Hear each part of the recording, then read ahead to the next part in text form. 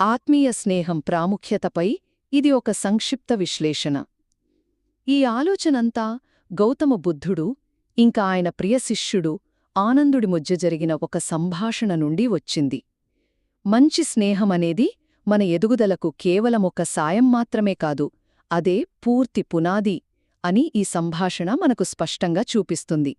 మొదటిది, ఈ సంభాషణలో ఒక ఆశ్చర్యకరమైన విషయముంది.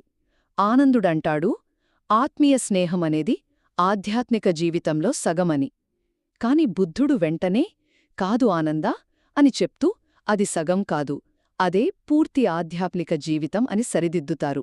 ఎందుకంటే మన లోపాల్ని మనం ఒంటరిగా గుర్తించలేం, ఇతరుల మార్గదర్శకత్వంతోనే ఉత్తమంగా నేర్చుకుంటాం. సరే, మరి ఈ మంచి స్నేహితుడు అంటే ఎవరు? ఇది కేవలం మనకు నచ్చిన వ్యక్తి గురించి కాదు. వీరిని కళ్యాణమిత్రుడు అని పిలుస్తారు. వీళ్ళు మనల్ని దుఃఖాన్ని అంతం చేసే ఆర్యాష్టాంగ మార్గంలో నడిపిస్తారన్నమాట. చివరిగా, ఈ స్నేహం విముక్తికి ఎలా దారితీస్తుంది?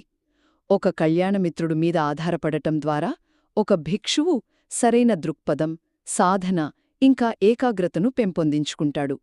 ఈ సాధనే వాళ్లను జననం, వృద్ధాప్యం, మరణం అనే చక్రం నుండి విముక్తి చేస్తుంది. కాబట్టి మీ వ్యక్తిగత ఎదుగుదల ప్రయాణంలో మీరు కష్టపడుతుంటే, ఒంటరిగా పోరాడటం కంటే మీరు ఎవరితో కలిసి నడుస్తున్నారో చూసుకోవడం చాలా ముఖ్యం.